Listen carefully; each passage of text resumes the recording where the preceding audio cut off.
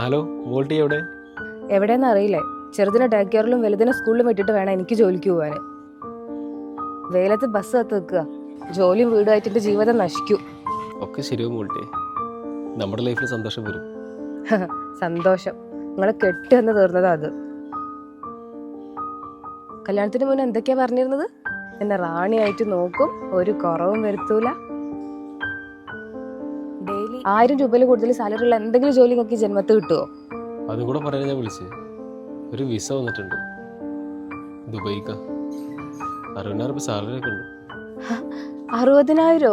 ഗൾഫിക്കായോണ്ട് നിന്റെ അഭിപ്രായം കൂടെ ചോദിച്ചിട്ട് ഓക്കെ എന്ന് പറയാമെന്ന് വിചാരിച്ചു. എന്തിനാ എന്റെ അഭിപ്രായത്തിന് വേണ്ടി കാത്തു വെക്കണത്? നമ്മൾ വേഗം ആ ജോലി ഓക്കെ ആക്കിയിട്ട് വീട്ടിലേക്ക് വന്നാൽ മതി. പൈസ തന്നെ വലുത്.